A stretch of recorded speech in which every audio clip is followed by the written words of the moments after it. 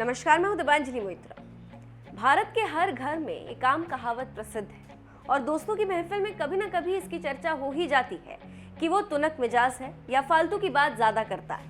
ठीक उसी तरह अपनी तुनक मिजाजी और बड़बोलेपन की वजह से ब्रिटेन के पीएम बोरिस जॉनसन घर जाने वाले हैं। जब बोरिस पीएम थे तो नियमों को ताक पर रखकर काम कर रहे थे। पहले तो उन पर यह आरोप लगा कि कोरोना काल के दौरान ब्रिटेन की जनता मर रही, हर तरफ लाशें बिछी हुई थी, तो वो 10 डाउनिंग स्ट्रीट यानी ब्रिटेन के प्रधानमंत्री आवास में पार्टी कर रहे थे, जिसको लेकर पूरे ब्रिटेन में बवाल मचा।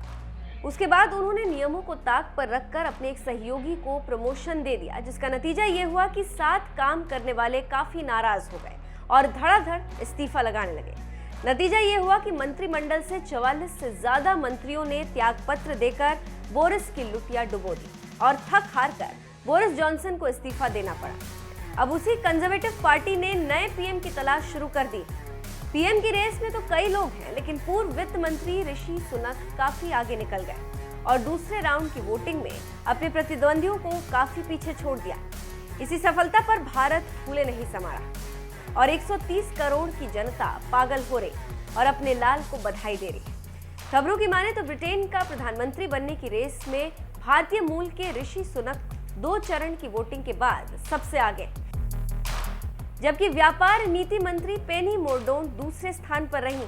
वहीं महिला मंत्री मोरडोन को कंजर्वेटिव पार्टी के सदस्यों के बीच कराए गए एक सर्वे में सबसे आगे बताया गया। उन्हें ऋषि के पीएम बनने की राह में सबसे बड़ी चुनौती माना जा रहा है। पहले दौर की वोटिंग की बात करें तो ऋषि सुनक सबसे आगे थे, उन्हें 88 वोट मिले थे और पेनी मोरडोन 67 वोट पाकर दूसरे स्थान पर थी। दूसरे दौर की वोटिंग में भी ऋषि सुनक 101 वोट के साथ सबसे आगे, वहीं 83 वोट के साथ मोरडोन भी दूसरे नंबर पर बनी हुई। तो आप समझ गए होंगे कि क्या होने वाला है ब्रिटेन में। जानकारी देते चले कि ब्रिटेन में कंजर्वेटिव पार्टी के पास बहुमत है। पार्टी के अंदर ही प्रधानमंत्री चुनने की प्रक्रिया चल रही। इसके तहत नॉमिनेशन, एलिमिनेशन और फाइनल सिलेक्शन के राउंड होते हैं। इस समय एलिमिनेशन राउंड चल रहा है। ये राउंड अंतिम 2 उम्मीदवार रहने तक चलेगा। उसके बाद फाइनल सिलेक्शन राउंड होगा। उसमें पार्टी के सांसद और अन्य सदस्य वोटिंग करते हैं। उसमें जीतने वाला उम्मीदवार प्रधानमंत्री पद के लिए चुना जाएगा। एलिमिनेशन राउंड और सिलेक्शन राउंड का यही अंतर ऋषि सुनक की दावेदारी पर असर डाल सकता है। इसीलिए सर्वेक्षण के परिणाम काफी मायने रखते हैं। 42 साल के ऋषि सुनक 2015 से रिचमंड यॉर्क से सांसद हैं। 2015 से 2017 तक पर्यावरण, खाद्य और ग्रामीण मामलों की चयन समिति के सदस्य के रूप में उन्होंने काम किया।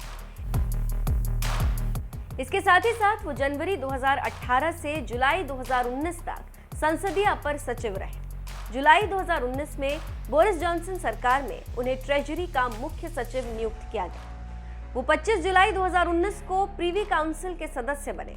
फरवरी 2020 में कैबिनेट में फेरबदल के तहत उनको राजकोष के चांसलर के रूप में प्रमोशन मिला। कोरोना महामारी के बीच सुनक ने अपना पहला बजट मार्च 2020 में पेश किया था। इसके साथ ही साथ हाल में बोरिस जॉनसन के प्रधानमंत्री बने रहने के खिलाफ इस्तीफा देने वाले वो पहले मंत्री थे। देखना होगा कि ऋषि सुनक बाजी मार लेते हैं या हार जाते हैं। अगर उन्होंने बाजी जीती तो 130 करोड़ भारतीयों के खुशी का ठिकाना नहीं रहेगा, क्योंकि हम पर जिसने राज किया, आज उन्हीं पर भारत का एक बेटा राज करने वाला है।